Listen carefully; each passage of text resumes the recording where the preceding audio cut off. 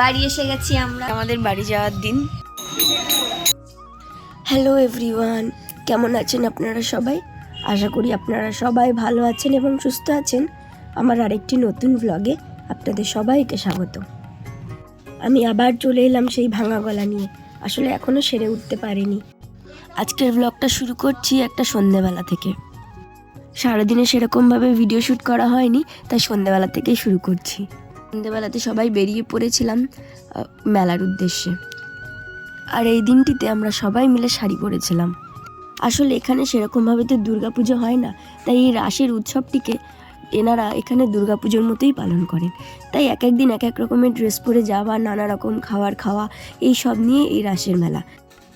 তাই আমরা সবাই মিলে বেরিয়ে পড়েছিলাম শাড়ি পরে। এই দিনটিতে আমরা মেলায় বেশিক্ষণ কাটাইনি, আর পুরো প্যান্ডেলটাও আমরা ঘুরে দেখিনি, কেন কি পরের দিন আমাদের আবার বাড়ি যাওয়ার ছিল। তাই একটু ঘুরে কিছু খাওয়া দাওয়া করে আমরা আবার বাড়ি চলে এসেছিলাম। আর পাশে চলছিল যাত্রা।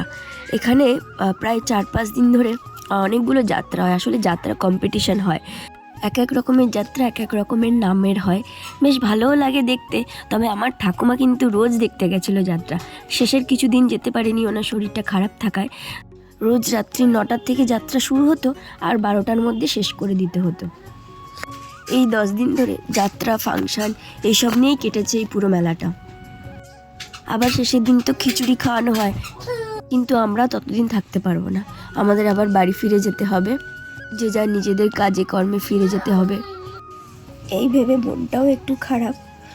এতদিন এখানে কাটানোর পর সত্যি মনটা খারাপ লাগছে। বাড়ি যাওয়ার একটু ইচ্ছা নেই, কিন্তু কিছু করার নেই।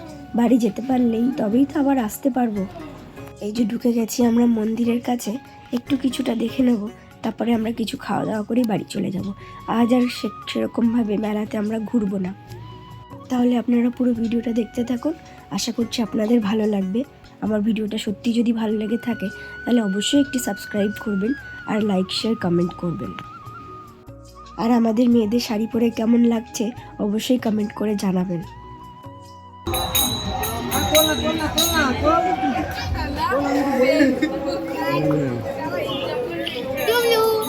বাবা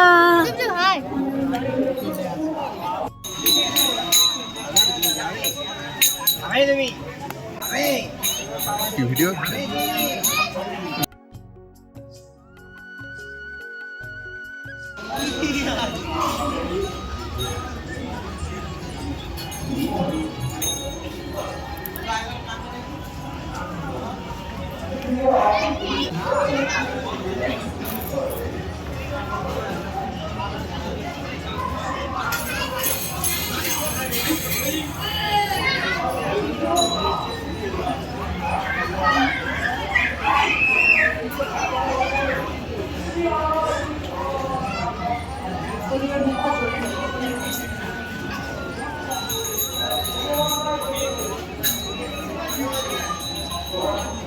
ঘুরে অনেক পা ব্যথা হয়ে গেছে, তাই এখানে এসে বসলাম।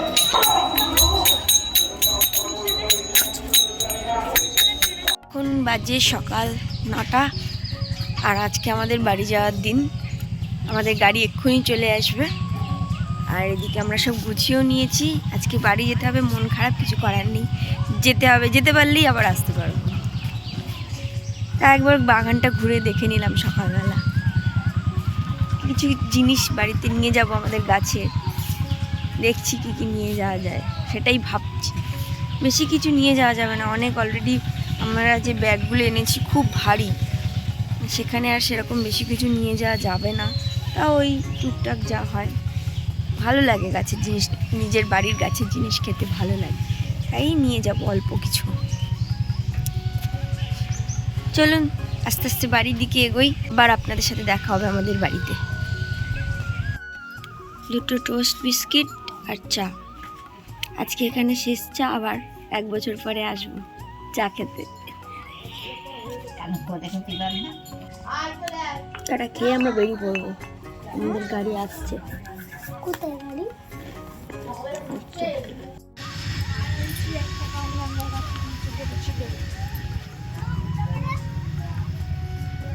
এই যে ওই ডগাটা,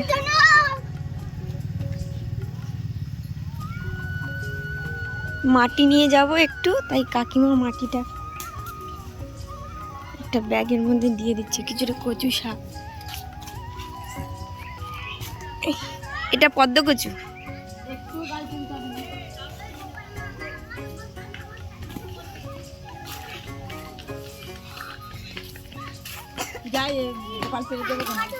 গোপাল একটা চালটা পেরে দে তো।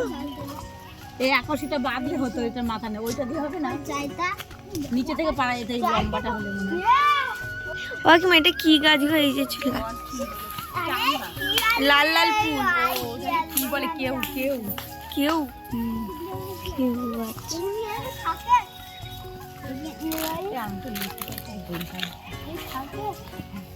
এখন সাড়ে মাসে বেরিয়ে গাছে উঠতে পারবি?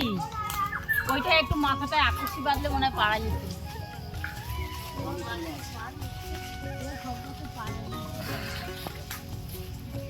গাছে উঠতে পারবি না। এই সরে যা, সরে যা, সরে যা, সরে যা বাবা।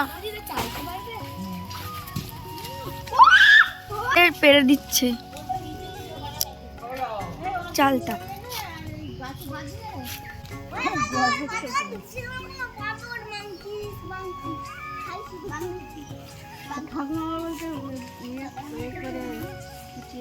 আর হ্যাঁ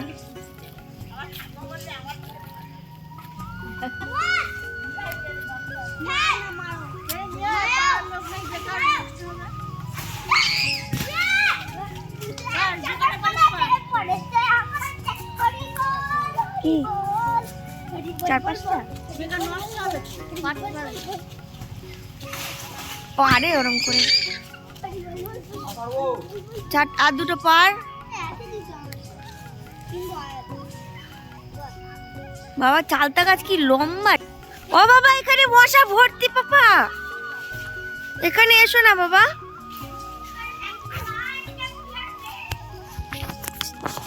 আমরা এসছি, ও চলে এসছে। না না না না বাবা না, তুমি যাও, এখানে অনেক মশা, তুমি যাও, এমনি তোমাকে কত মশা কামড়েছে।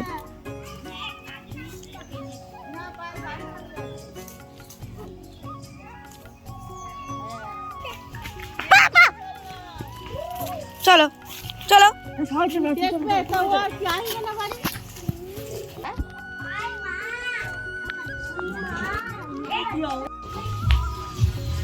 বাড়ি এসে গেছি আমরা।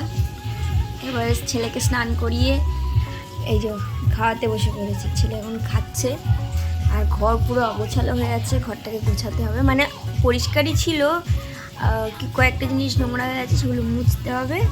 তারপরে স্নান করে খেয়ে দিয়ে একটু ঘুমাবো, ব্যাস আবার রোজকারের রুটিন শুরু হয়ে যাবে। এই হচ্ছে কাজ। চলুন তাহলে আপনার সাথে দেখা হচ্ছে আবার একটি পরের ব্লগে। আপনারা সবাই ভালো থাকবেন, সুস্থ থাকবেন। ধন্যবাদ।